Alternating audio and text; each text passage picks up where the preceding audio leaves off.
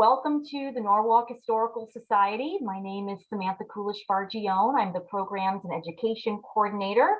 Our Executive Director, Diane Gellerette, is also with us this evening, and we'd like to welcome you to this evening's presentation.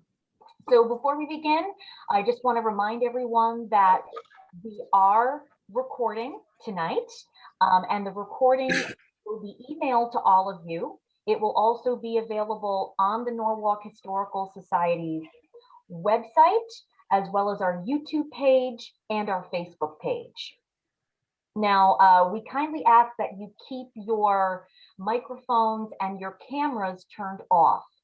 Diane and I will make sure that everyone's muted and that their cameras are off. We just don't want noise interference when Bill is talking, and we want all eyes on Bill and the slides tonight. So don't be offended if we kind of, turn your camera off or mute you. We just want to make sure that we're providing the best presentation we can. So you might see a bunch of little boxes all over your screen. If you want, you can change your Zoom screen view to speaker view, presenter, and the slides tonight. And that function can be found at the top right of your screen if you're on a desktop or laptop, or the top left of your screen if you're using an iPad tonight. Now, we will be doing question and answer at the end of the presentation. And in order to ask a question, we ask that you use the chat box. So many of you found that if you're on a desktop or laptop, it's at the bottom of your screen. It looks like a speech bubble. So you just tap on the speech bubble or click on the speech bubble with your mouse, and it brings up a box where you can type in. And then you send the question, and Diane will be reading out the questions to Bill at the end of the program. If you're on an iPad or a tablet, the chat is at the top right-hand corner of the screen. And same thing, you just tap on it and then you can type your question. So we will do question and answer at the very end of the presentation tonight. Now, if you'd like to help the Norwalk Historical Society continue its community programming, we encourage you to donate this evening. You can find a donate link on our website, norwalkhistoricalsociety.org. So we are going to begin, but first I want to introduce Bill Whitbeck. So a little bit about Bill before he begins. So Oyster Bill Whitbeck is a Seattle-based photographer and writer. Originally from Norwalk, Connecticut, he became interested in shellfish farming while operating a photography studio in an old oyster house on Long Island Sound. It was during the 1970s and early 1980s that he photographed every aspect of oystering in Connecticut. After moving to the Seattle area in 1977, he found himself becoming more and more involved with the Northwest shellfish scene, and he co-authored the book, The Joy of Oysters, a cookbook and guidebook for shucking, slurping, and savoring nature's most perfect food, which was published in 2001. That same year, Bill returned to Norwalk, during which time he worked with Norm Bloom and Norm's crew at their oyster business in East Norwalk. And Bill also promoted his book with Norm's help at that time. In October 2018, Bill retired from Taylor Shellfish Farms as their Seattle-based sales manager, where he coordinated the sales and deliveries of shellfish to roughly 200 restaurants. His direct contact with Seattle area's best chefs made for a very enjoyable job. In addition to his involvement with Seattle's bustling food community, Bill continues living a life to the fullest as a photographer, writer, and musician, having performed at New York's Carnegie Hall in 2006. He is also a seasoned mariner, holding a U.S. Coast Guard 100-ton captain's license. Bill received his bachelor's degree in photo illustration and journalism from Kent State University in Ohio. So without further ado, Bill, take it away. Am I on there now? It's your turn. Go Okay. for it. I've only done this Zoom thing a couple times, so bear with me. What we're going to do tonight is talk about the book that was just published. They're my photographs that I took over a period of, probably 15 years. And the whole thing started when I was in college in Ohio. And as a photographer, I would come back to Norwalk for, spring break and hang out on the docks, go out on the oyster boats. And my father, how it started was my father was a marine electronics technician. And he did a lot of marine installation and tuning radios and radar for a lot of the boats in marinas in Norwalk. And he also did work on the Bloom Brothers oyster boats. And this is going back to the 60s. And can we go to the next slide here? Norwalk has always been a big area for growing oysters. And one of the main reason that Norwalk does so well with oysters is the islands that surround Norwalk and the area. Start over in Kohnkini Island to the east, Shimmin Island, Shea Island, Sheffield Island, and you can see on the chart that they form a perfect barrier from the open water of Long Island Sound. And if you look at a map of the southern shore of Connecticut, there aren't a lot of islands there except in the Norwalk area. There's a few in Greenwich and a few up by the Thimble Islands at Stony Creek. But Norwalk was a perfect area for oyster growing. And they grew there for thousands of years. The Native Americans ate oysters. Another good reason why they survived so well there was the depth of the water, very shallow. These oysters grow in anywhere from 10 to 25 feet of water. And also there's a lot of freshwater influence that comes down from the Norwalk River, Saugatuck River, that provides the right salinity for oysters to grow. If you get too high a salinity, they don't grow. And if the salinity is too low, they don't survive. So the brackish water around the Norwalk Islands is a perfect environment for growing oysters. And there's also the temperature. The water temperature is conducive for oyster reproduction. The water gets very warm in the summertime, and the oysters will spawn naturally. It takes about 70 degrees water temperature for an oyster to spawn. And then in the winter, the water gets very cold, so the oysters get nice and fat. And that's probably the best time to eat oysters, is during the cold weather, right about now. So Norwalk was always into the oyster business. Even going back into the 1800s, there were oystermen that worked out of Norwalk. Next slide.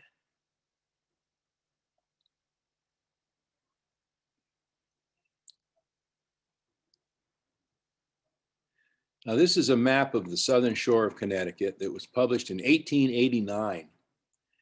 And you can see all those little squares. Those are actual individual leased oyster beds by different oyster companies.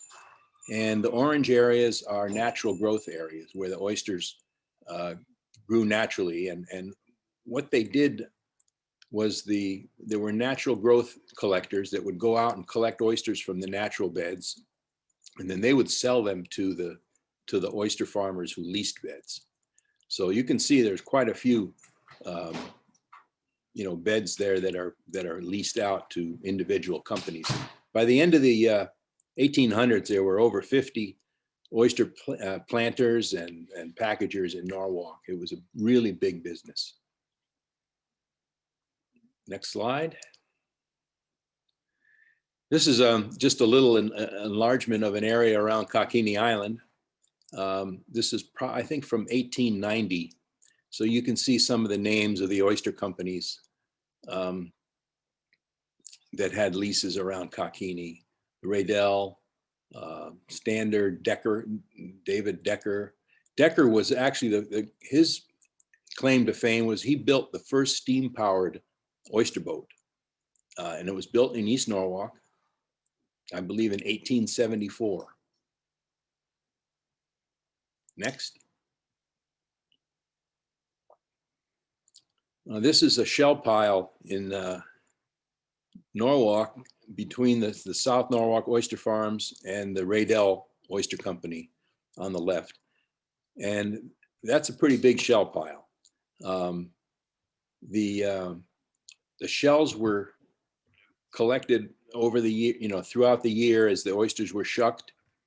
And during the spawning season, during the summertime, all those shells were taken back out into the water and spread out over the beds. And when the oyster larva that has been spawned settle down, they attach themselves to a clean oyster shell. And that's the perfect substance for an oyster to attach itself to, is a clean shell. And the building on the left, the Raydell Oyster Building, that's the company, that's the building that I had my shop in. It's no longer there. The Tallmadge building is there now. Next. This is a photograph taken from the upper level of the Radel building. You can see that shell pile with a series of conveyor belts that took the seed out. It dumped it on the boats, and then they took the seed out and dumped the shell overboard for the baby oyster larva to attach to.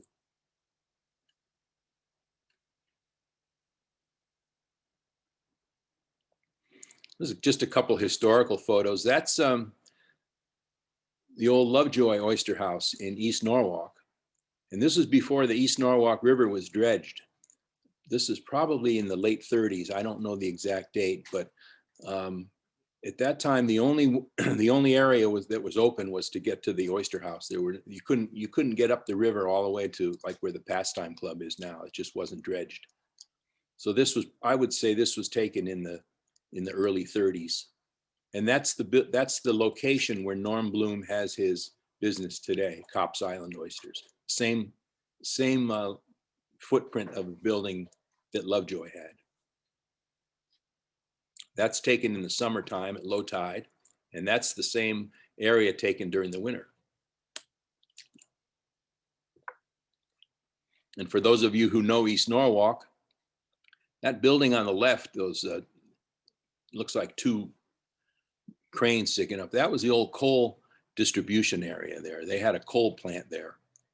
And I don't know a lot about the history of it, but that's what people have told me that building is.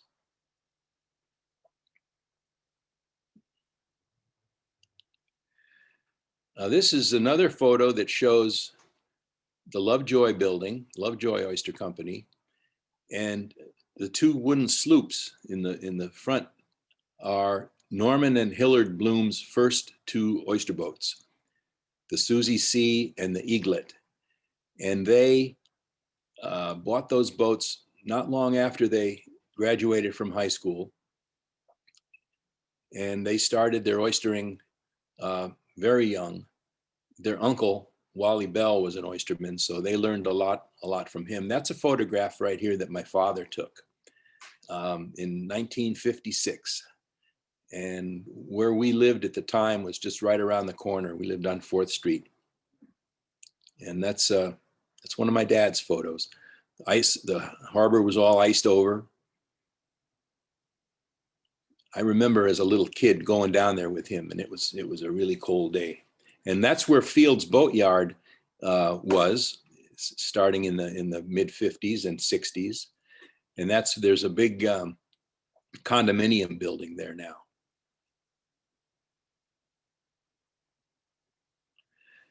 This is a photograph from above of Lovejoy Oyster Company, the white building on the left, and the start of Field's Boatyard. And we kept our boat there for quite a few years during the late 50s and 60s. So that's Cove Avenue running along there. and that's 2nd Street going up, and we lived on 4th Street. So it was just a couple blocks away from this. So this is my old neighborhood where I grew up.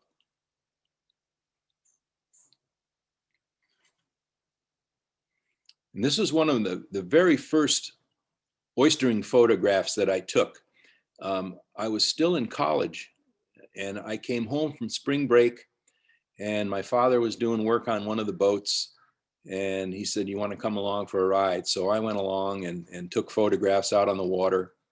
And coming back, I took the photograph of the Catherine Wedmore, which is still in operation today.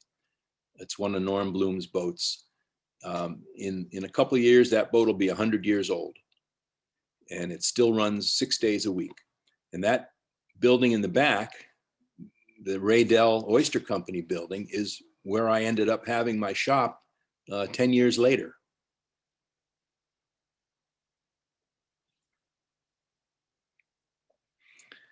And there's my location of business. You can see the sign there, Norwalk Photo Illustrators.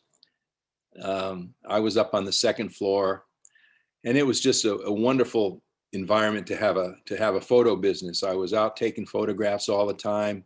I got to know all the waterfront characters, and there were quite a few of those guys. But that's where I worked for almost 10 years.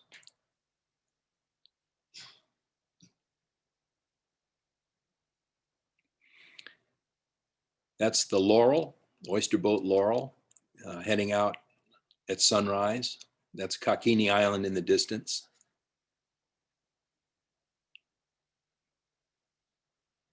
And that's the Bloom brothers, Norman and Hillard Bloom.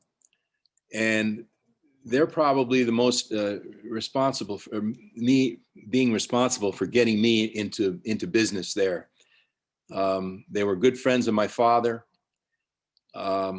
When I got out of college, I wanted to start a photography business, and the Blooms had just purchased the old Radel building, and they had a welding shop and a paint shop down on the 1st floor, but the 2nd floor wasn't being used. So my dad asked them if there'd be any chance of me setting up a shop upstairs, and they said, "Go ahead and take the 2nd floor." So I moved in. I had a dark room, big room for studio, office. I had a little printing press. I did offset printing, and it was a wonderful place to work. And I got, like I said, I got to go out on the boats anytime I wanted. I had complete access to anything that I wanted to photograph. I could go ahead and shoot.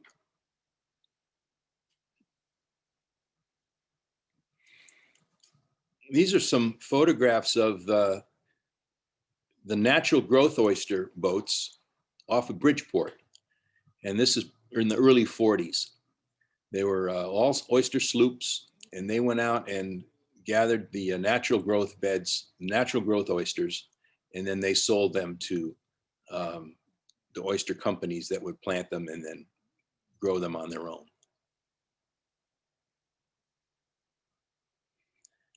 And this shows the name of some of the boats.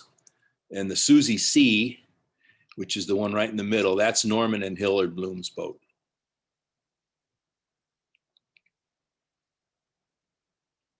And that's their boat, the Eaglet. And there's 3 guys there. I'm assuming it's Norm and Hill and one of his deckhands, one of their deckhands. And you can see the dredge lines, excuse me, the dredge lines going over the side there.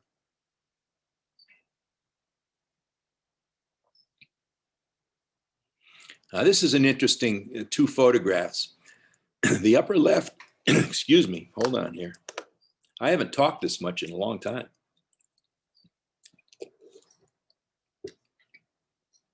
The upper left photo shows Lovejoy's old oyster company. And the bottom photo is taken from the exact same location of Norm Bloom's oyster company. So nothing's changed there. There's still an oyster company there. The one on the left is before the harbor was dredged. And if you're an old timer from Norwalk, you'll remember the bridge that used to go out to Harbor View. Well, on the original photo, you can see the bridge pretty well. And then that's where it is, up there where the cursor is. And that went out to Manresa Island and from Harborview. And when they were building the power plant, the big power plant on Manresa, a big heavy truck went over that bridge and broke the bridge down. So the bridge was never rebuilt.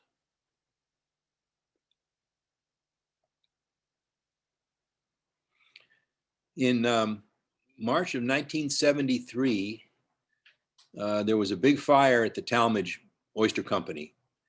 And my father called me in the morning, and he could see the fire from across the river. And he said, "You better get down to your shop." He said, "I think it's on fire." So I went down there and I took this photograph from Vets Park, right across from the Oyster Companies.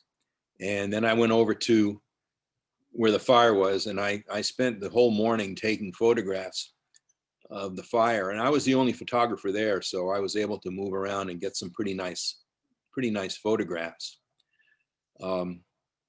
I was concerned that the fire might shift direction and blow to the other way, and there was a good chance that my building might have caught on fire, because it was an old wooden building and the embers were flying all around. But fortunately, the wind stayed in that direction.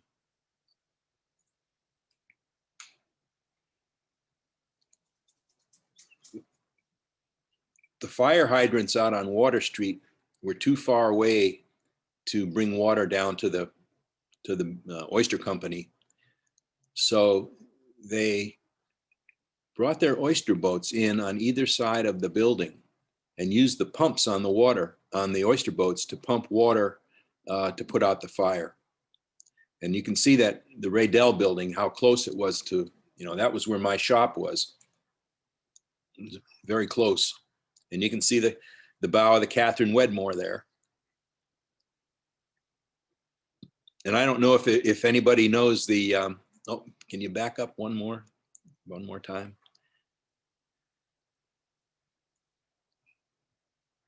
If you're familiar with East Norwalk and Cross Channel Marine, the guy there on the bow of the boat is Larry Orvitz, and he still runs that business. He's one of the best outboard mechanics in the area, and he's probably close to 90 years old now, 80 or 90, but he still has the outboard shop at Cross Channel Marine.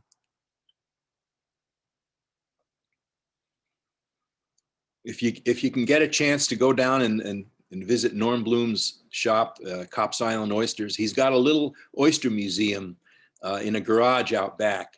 And it's just a fun little museum. He's trying to collect, oyster memorabilia from all around. And eventually he wants to actually build a separate building for his oyster museum. One of the things that they have their cans, oyster cans, and they sell for a lot of money, but these are just a few of the cans that he's collected over the years.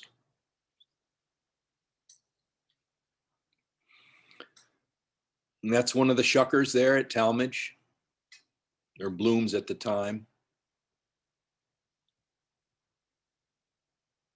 They shucked oysters into those metal containers called dippers. And as each dipper was filled, they brought it over to the packing room in the back. You can see the little window there. And Chet worked in there, and he packed the oysters into the gallon cans.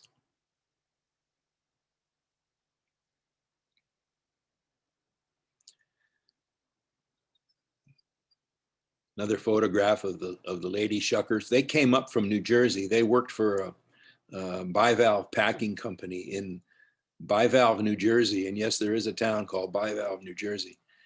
And Norman and Hillard Bloom brought them up to Norwalk to work.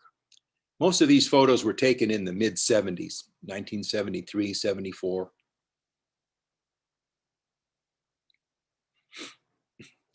And one of my favorite characters on the waterfront was Chet Ayers.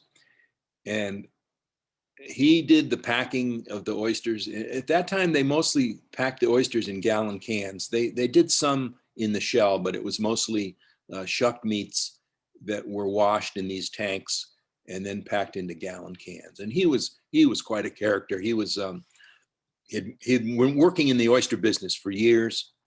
And every afternoon after he left the shop, he'd go over to the Ishota Yacht Club, and which was right next door, and spend his hard-earned money at the bar at the yacht club. And then he'd show up the next day at 6 a.m. in the morning to start work over again.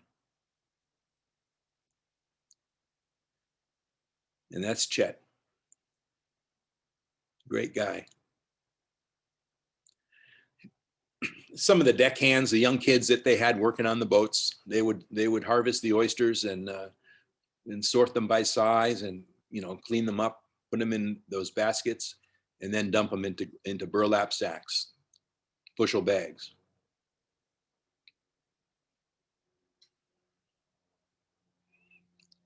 That's another one of Bloom's boats. That's the Dauntless, which is also still running today.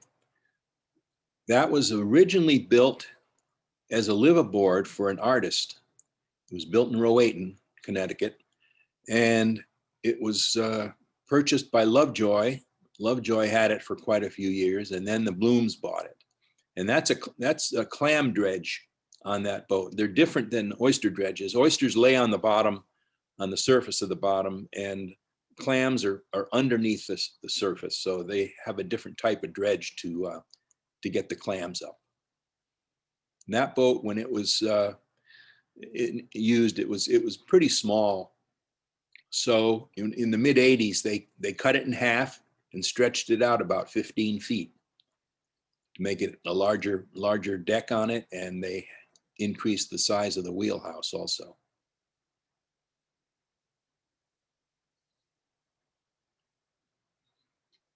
Sunrise on the Sound.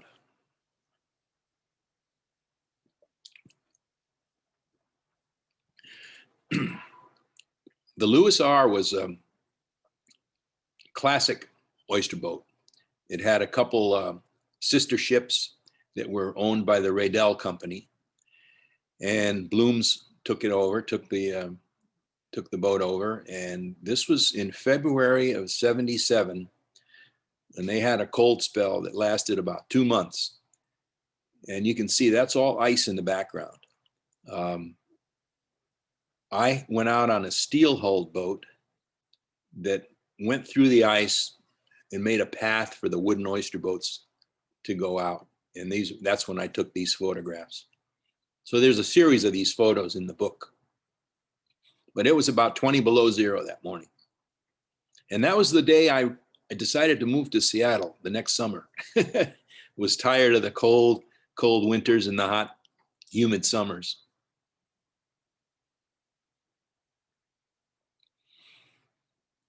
That is a starfish mop boat. You can see the mops hanging down. They were dragged along the bottom. And starfish, at that time, starfish was a big problem. Starfish could wipe out an oyster bed in days. They ate oysters. They'd wrap their legs around the oysters, open up, and eat the meat out. So they try to kill the starfish, and at that time they used the mops, and then the starfish would attach themselves to the mops, and they dump them in a tank of hot water. You can see the steam coming from the tank there. They don't do that anymore. Starfish haven't been a problem for quite a few years. In the Grand Central Oyster Bar, we have with us tonight the executive chef, Sandy Ingber, that worked there for 30 years. And I might have him say a few words here in a little bit. But the Oyster Bar was actually one of my customers. I did photography work for them in the 70s. And I did work, did photographs of some of the works in the kitchens. And then they had their own beds in Long Island Sound, and the Tallmadges went out and harvested oysters for them. The next photo shows that. This was just a couple of years ago. I found that one of my photos was still on their website. So that's taken off off the Grand Central Oyster Bar website.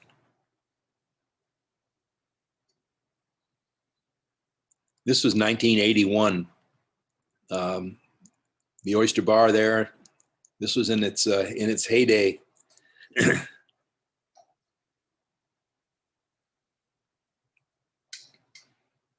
And then this was a few years ago.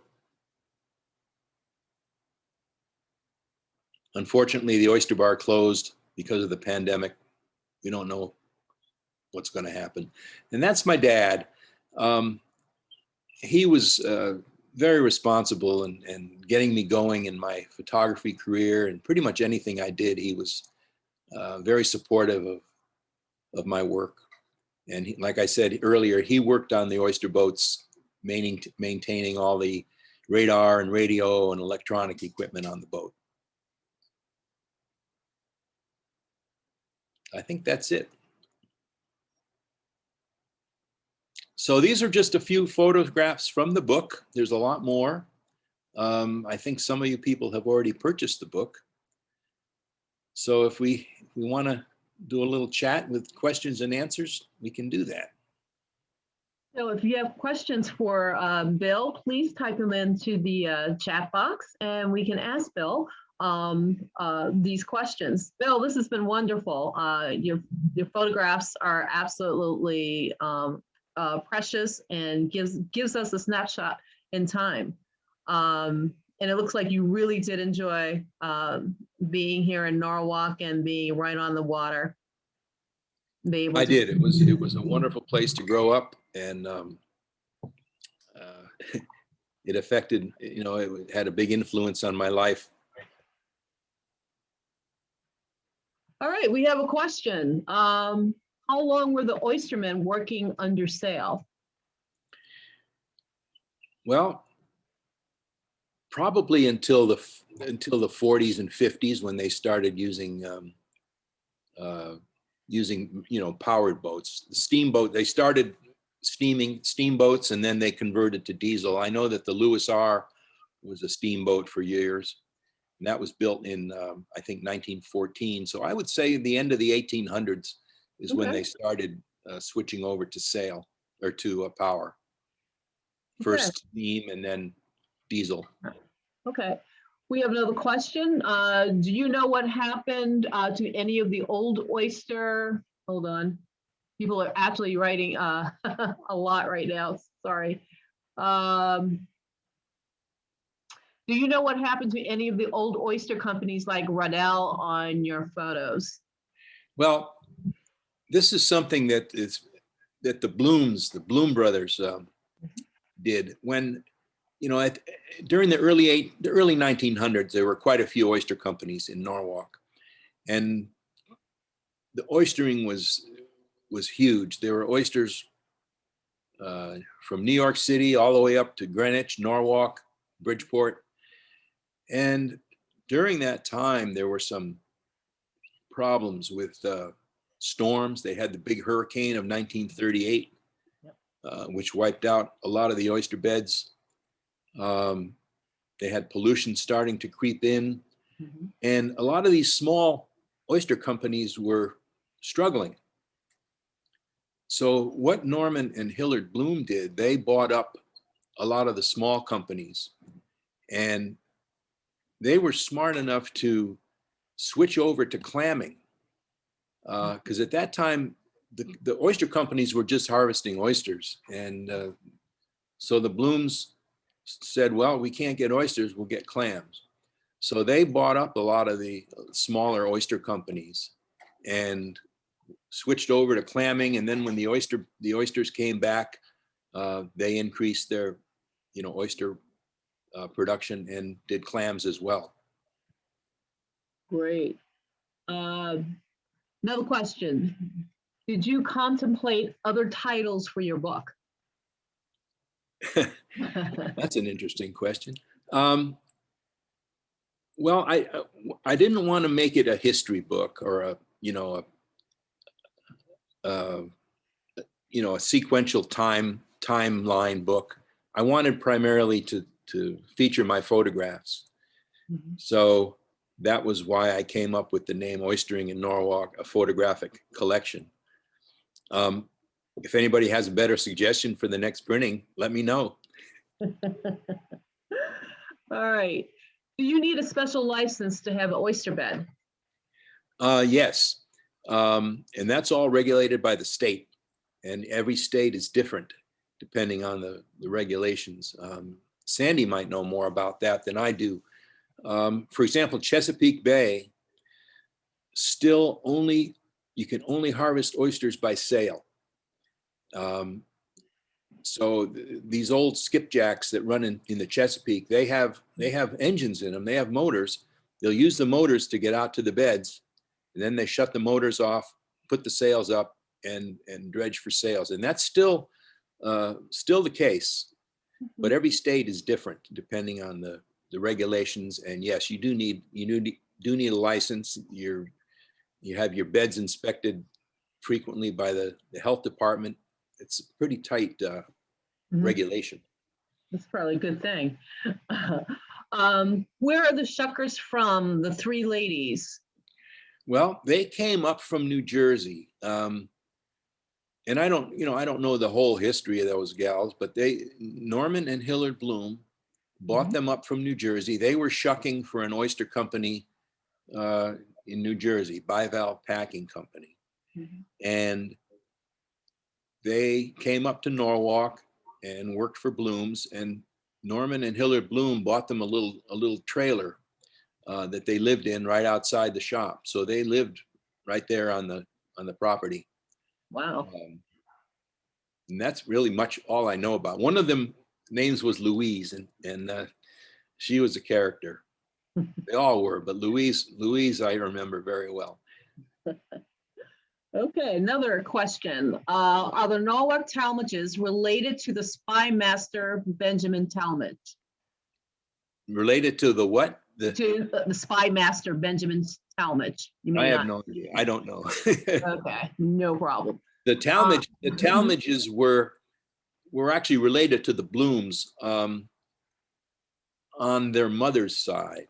And I don't know, all the family history, but I know that the Tallmadge was another oyster company that the Blooms bought up, and they kept the name Tallmadge and Bloom Brothers. It was kind of a dual operation.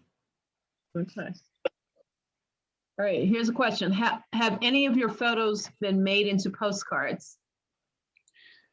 I actually printed some greeting cards. Let's see here. I have greeting cards that I printed right here in Seattle, and I can sell them in boxes of 10 assorted cards. And I haven't gotten them out on the street yet, but I will be doing more of that. Okay. But no, there hasn't actually. There were two postcards that were printed in the 70s that had two of my photographs on the cards. And I don't even remember how that happened. I remember going back to Norwalk to visit, I think in the early 80s, and I went into a gift shop and I saw these postcards there, and two of them had my photographs on it. So they magically appeared. Yeah. Okay. Here's another question. Always wondered why the oyster houses were so high above the water. Was it the tides? Well, they had to be built above the tide line, the high tide line. But even at a really high tide, it could overflow the banks. The old oyster companies also brought in oysters from above. That's why they were very tall. They would bring the oysters in from above and drop them down into the chutes where the shuckers would open the oyster. Now, Rindy Higgins says, I think it was the twins, and then through marriage that Tallmadge and Broom became related. I think that's it. You probably are right. I don't know the history of the family, but. And that's how that happened. Yeah. Okay. Why are there fewer oyster companies today? Well, there you know, the Blooms pretty much had things tied up on their own. And then the Bloom family, unfortunately, had a split. After Norman and Hillard passed away, they each had children, and the children divided the main company up into two separate businesses. Mhm. So Leslie Bloom and Penny Bloom, her sister, they run the Tallmadge operation in South Norwalk, Mhm. and Norman Bloom and his son Jimmy run the one in East Norwalk. And there are some other smaller companies around, but I've been away for so long. I don't know how many, actually are there now. Rindy might know. In almost all cases, 10 times higher than in those countries where less than 40%. What's that? I don't know who was talking there. Yeah, someone actually unmuted themselves. Oh. Okay, here's another question. Is 19th century Norwalk history you may or may not know. I am wondering if African Americans worked in the industry, harvesting, processing, distributing, in the 19th century. Is there? Mhm. Is that up on the chat thing here? Yep. Mm-hmm. I'd like to, because it was hard to hear the whole question. Okay, so this is a 19th century Norwalk history question. Right. About the oyster industry. They're wondering if African Americans worked in the industry, harvesting, processing, distributing. Were they, one of the workers? Yes, they did. Mostly in oyster companies down south in New Jersey, North Carolina. Tallmadge and Bloom's had a few. When I was hanging around there, it was mostly young kids working on the boats. They had the deckhands were all younger guys that worked on the boats. Okay. And I know that I've seen some photographs that I didn't take of other oystering operation where there are African Americans working. Okay. All right, here's another question. Was there ever a problem with poaching? Yeah, around Norwalk there was. I mean, I heard a little bit about it. It's more. There was more poaching done on the West Coast than around New England. The tides are different Mhm. on the West Coast, so it was easier to poach oysters when the tide went out really low. And that doesn't happen in waters around Norwalk and in the New England area. Okay. I don't really know too much about it. There was in Seattle about 10 years ago, they caught some guys poaching oysters, and that's serious stuff if you get caught, taking other people's shellfish. And I think those guys are still in jail. They did catch them. They went out at night. They did all this at night. Mhm. And they'd go out in their boats with the lights off and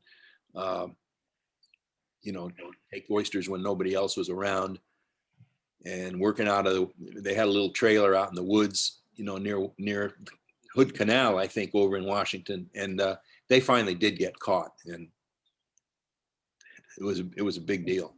Wow. All right. Why did the oyster companies hire out of town shuckers? Were there not enough people locally to do the work? Well, the black guys in the photographs, they lived in Norwalk.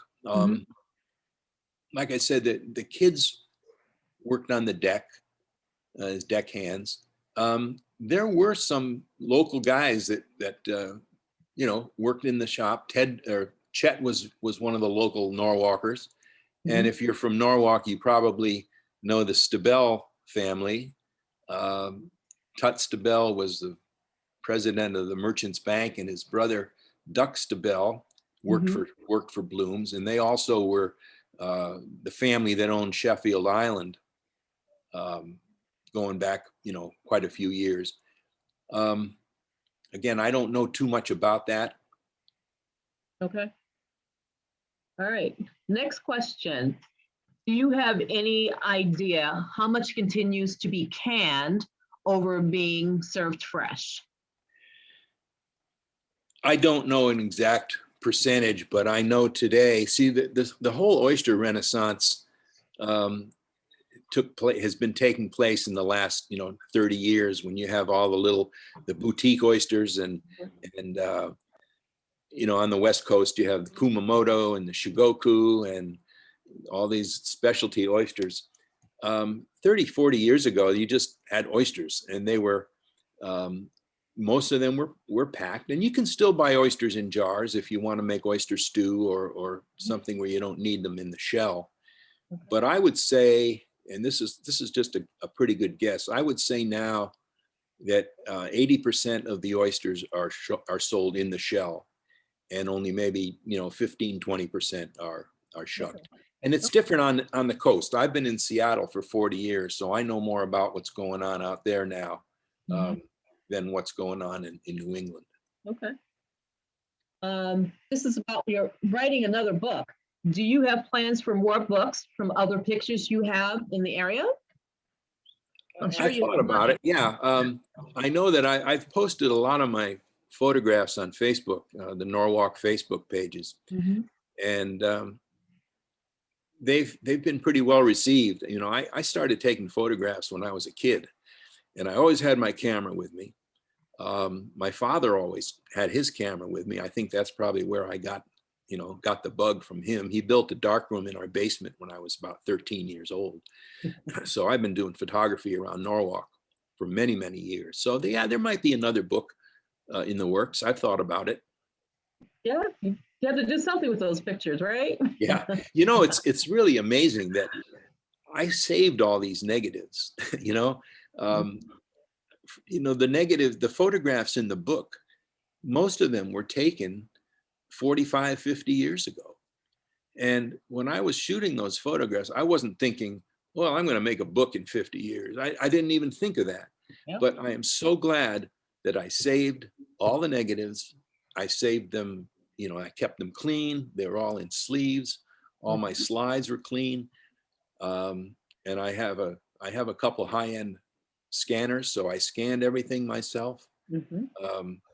Scanned the negatives, scanned the slides, did the layout for the book, and the only thing I didn't do was print it. No, it looks great. We're going to encourage everybody to get a copy of your book. Here's another question. Who owned the oyster rental locations?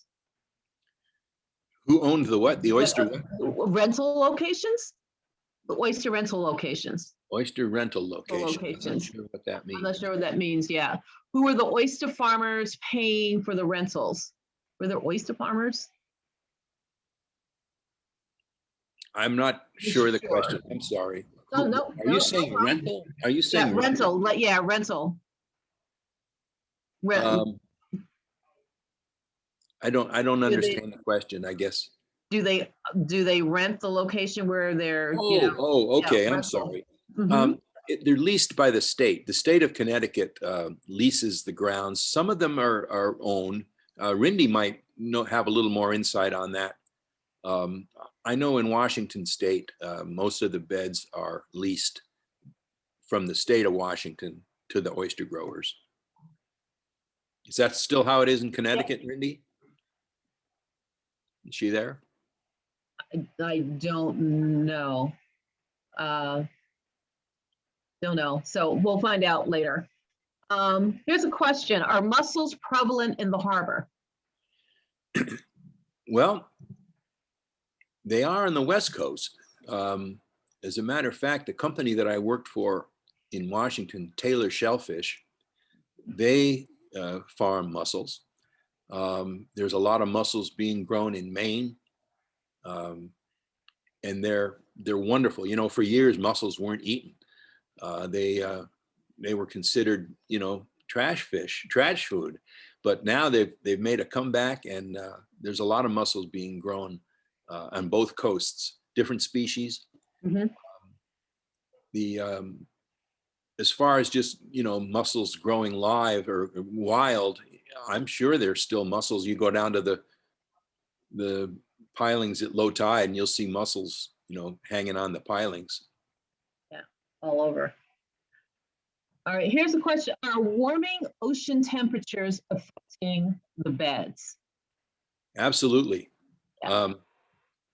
I could talk for hours about that. The Because ocean you- acidification is seriously affecting shellfish in several ways. The main reason is ocean acidification. The water is getting more acidic, which means the pH of the water is changing, and pH is a logarithmic function, so the number might be very small. It might seem small, but it's a big change. And what's happening is if the water gets too acidic, when the baby oyster larvae start to form their shell, and their shell is pretty much calcium carbonate, the acid dissolves the shell.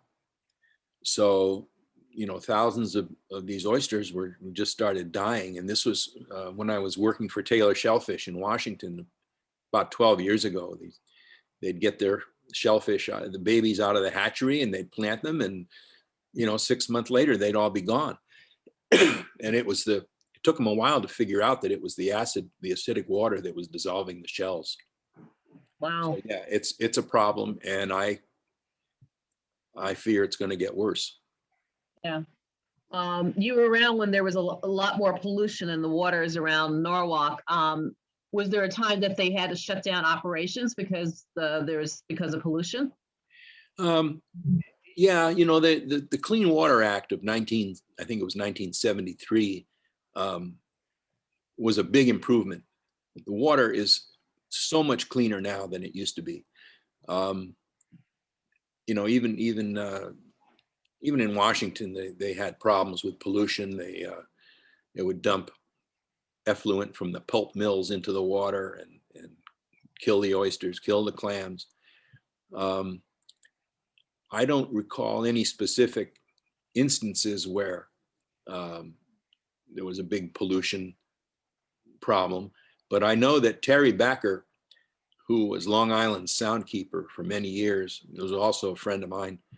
He worked with Bobby Kennedy Jr. on the Hudson River Keeper program, and then he started the Norwalk or the Long Island Soundkeeper program.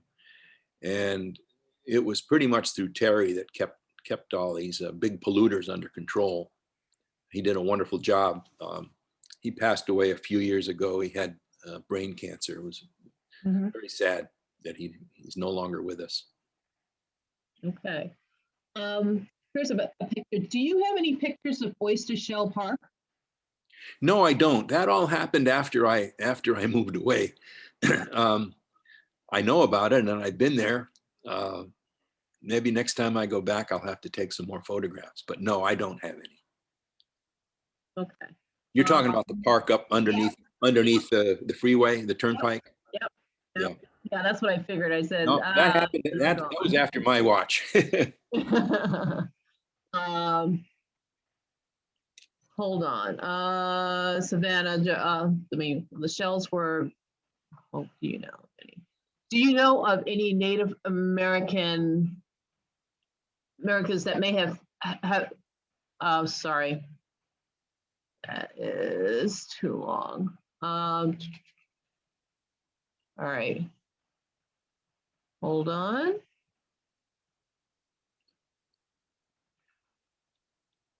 Okay, were you able to get your pictures back from the Maritime Aquarium? Did you give them any pictures? Did I give my pictures to what? The Maritime Aquarium. Do they have any of your Yes, pictures? they do, as a matter of fact. And they've been there since they opened. Mystic Seaport also has some of my photographs in their archives.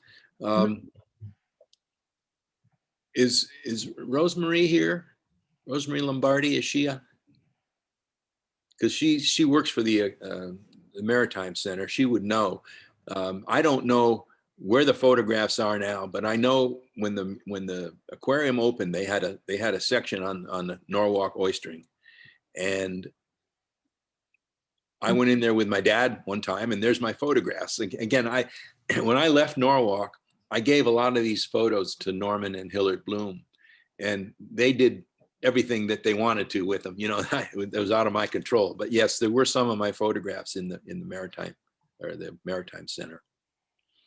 Okay. Next, you can ask me how much money I made for all those photographs. Right, exactly. I think we are at the end of our Q&A, and I want to thank you so much for taking the time to visit with us and our audience. We had quite a few people on, and I know they enjoyed. You can see from the chat. And we hope, to our audience, we hope that you will join the Norwalk Historical Society for some of our upcoming events.